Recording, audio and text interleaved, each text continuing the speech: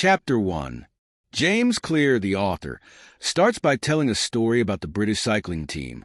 They used to be terrible, always losing. Then, a new manager came in, Dave Brailsford. He believed in the aggregation of marginal gains. This means making small improvements in everything, even tiny things. They improved bike seats, tested different fabrics for clothing, and even taught riders how to wash their hands properly to avoid getting sick. These small changes added up. The British cycling team started winning a lot. They won Olympic gold medals and Tour de France races. Clear uses this story to show how small habits can lead to big results over time.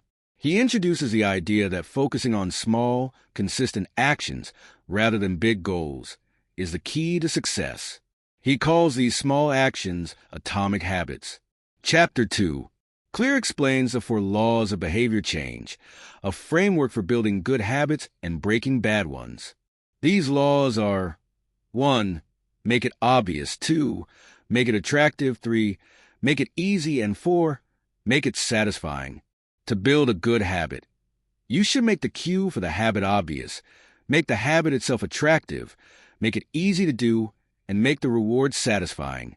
Conversely, to break a bad habit, you should make the cue invisible, make the habit unattractive, make it difficult to do, and make the consequence unsatisfying. He gives examples of how to apply these laws in different situations, like setting up your environment to make good habits easier or joining a group where the desired behavior is common. He emphasizes that understanding these laws is crucial for creating lasting change in your behavior. Chapter 3. This chapter dives deeper into the first law. Make it obvious. Clear introduces the concept of implementation intentions, which are specific plans you make beforehand about when, where, and how you will perform a habit. The formula is, I will behavior at time and location.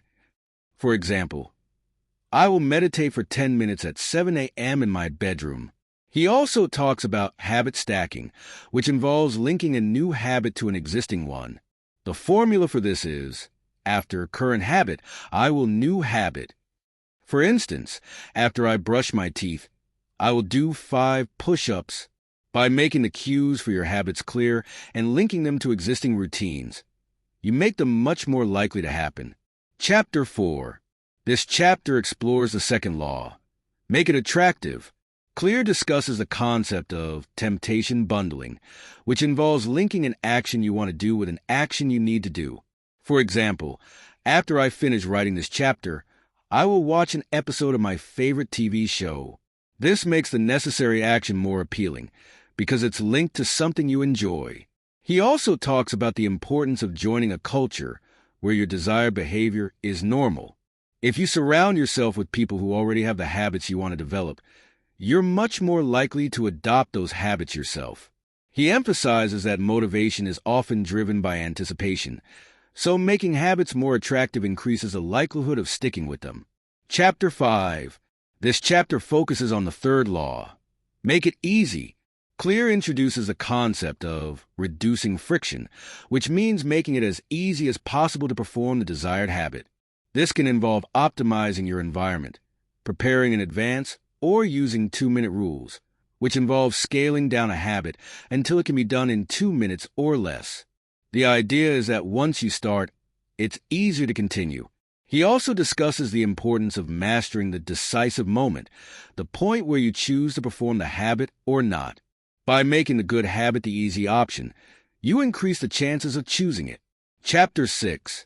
This chapter continues the discussion of making habits easy, focusing on the environment. Clear argues that your environment is often the invisible hand shaping your behavior.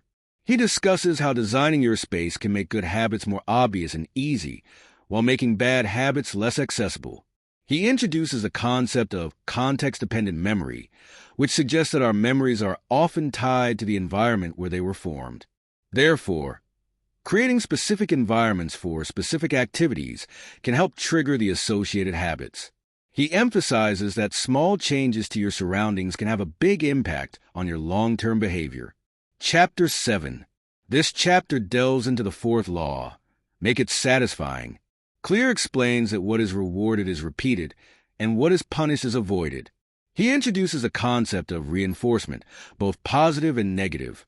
Positive reinforcement involves adding a desirable consequence after a behavior, making it more likely to be repeated.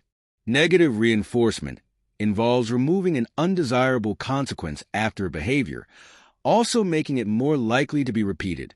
He emphasizes the importance of immediate reinforcement, as delayed rewards are less effective. He also discusses the use of habit trackers and visual progress markers to make progress more tangible and satisfying. Chapter 8. This chapter explores how to make good habits inevitable and bad habits impossible. Clear discusses the importance of automating your habits by using technology, making one-time choices that lock in future behavior, and using commitment devices, which are strategies that make it harder to break your good habits. He also emphasizes the importance of accountability partners and creating a habit contract to further reinforce good behaviors and discourage bad ones. By designing your environment and using these strategies, you can create a system where good habits become the default and bad habits require extra effort to perform. Chapter 9. This chapter discusses the importance of having good genes and how they influence your habits. Clear explains that while genetics can predispose you to certain traits and tendencies, they don't determine your destiny. He emphasizes that you can still make significant progress regardless of your genetic starting point. He introduces the concept of playing to your strengths, suggesting that you should choose habits that align with your natural abilities and inclinations. He also discusses the importance of continuous improvement, regardless of your genetic advantages or disadvantages. Chapter 10. This chapter discusses how to stay motivated when you fall off track. Clear emphasizes that everyone makes mistakes and misses habits occasionally, and it's crucial not to let a small slip-up turn into a complete collapse. He introduces the concept of never missing twice, which means that even if you miss a habit once, you should make sure you do it the next time. He also discusses the importance of having a plan for when things go wrong and creating systems that help you get back on track quickly. He stresses that long-term progress depends on consistency, not perfection. Chapter 11. This chapter explores the concept of being patient and focusing on long-term progress. Clear emphasizes that habits are like compound interest. The effects are small at first but become significant over time. He cautions against expecting overnight results and encourages readers to focus on making small, consistent improvements each day. He introduces the plateau of latent potential, which is the period where you're putting in effort but not seeing immediate results. He explains that it's important to persevere through this plateau because the benefits will eventually become apparent. Chapter 12. This final chapter summarizes the key ideas of the book and emphasizes the importance of continuous improvement and identity-based habits. Clear reiterates the 4 laws of behavior change and encourages readers to use them as a framework for building good habits and breaking bad ones. He stresses that true behavior change is about changing your identity, becoming the type of person who performs the desired habits.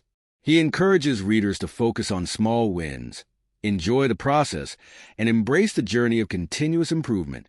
He concludes by emphasizing that habits are the compound interest of self-improvement, and small, consistent efforts can lead to remarkable results over time.